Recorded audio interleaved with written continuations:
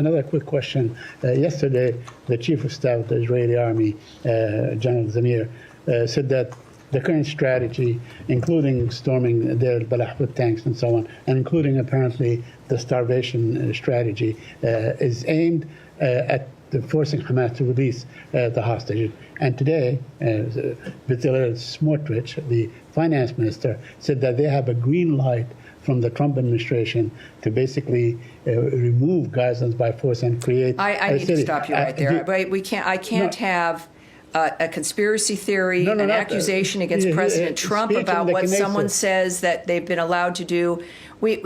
Saeed, we can't have that, and that's not something that belongs in this room with everything at stake, with so many people at risk. And then your answer is to bring up a conspiracy theory about what Donald Trump is saying or not saying. It's one thing to hear someone say it. It's another thing to bring it up in a serious room, of which I've shown you respect throughout. Yeah. And that is unacceptable. And so we're going to move on. Yes, in the back, sir, Lastampa. Yes, sir. Yeah, thank you, Tommy.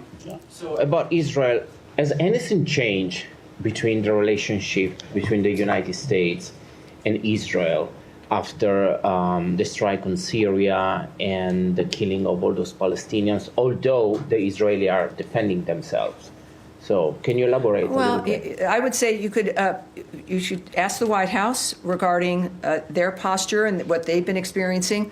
What I know is the president and the secretary in their conversations, in their attitudes about the world and what needs to happen have been consistent.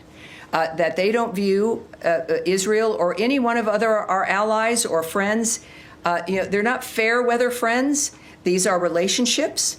So it's not about changing relationships. It's about navigating what happens in the world and working with people who can help us make peace and get to the road that I think it's fair to say, certainly most of the nations that are our allies and partners want peace in the world.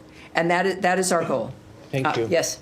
Thank you, Tammy. Just a quick clarification question on Special Envoy Witkoff's mission.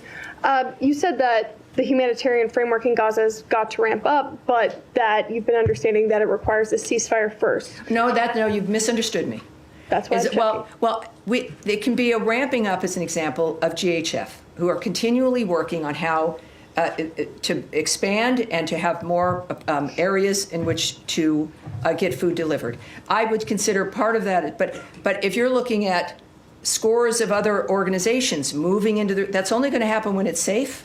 So when we think of ramping up, you can have that with more distribution sites for GHF or others who perhaps adopt their technique and strategy.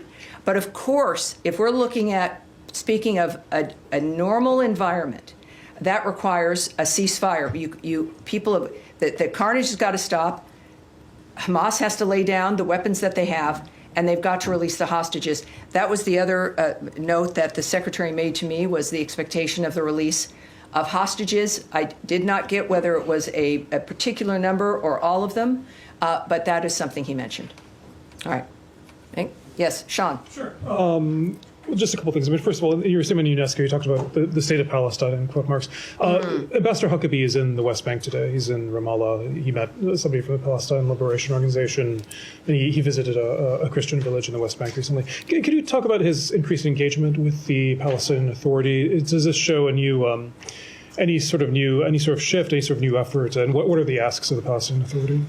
Right. I will not, as I haven't before. I tend to not characterize. I work hard not to, anyone's comments or anyone's activities, whether it's the secretary or an ambassador or an envoy or a diplomat.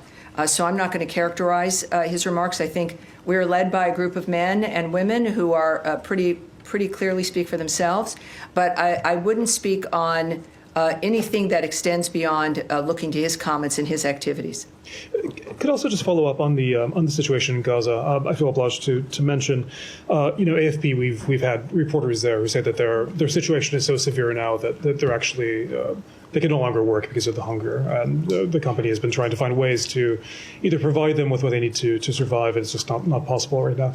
Are there any talks that the U.S. government has about how to help? Obviously, journalists aren't, it's a broader problem than just the journalists, but to help people who are there. It's not just AFP, it's other outlets. Either help people get out, help people get supplies that they need, and more broadly, whether to facilitate greater access for foreign journalists. So you're speaking about Syria?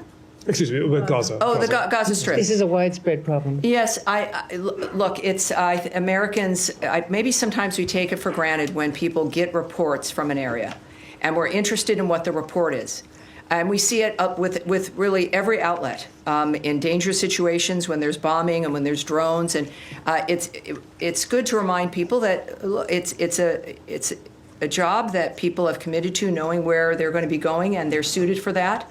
And that is starting, of course, it's every journalist's desire to bring up information and to share things that people need to know.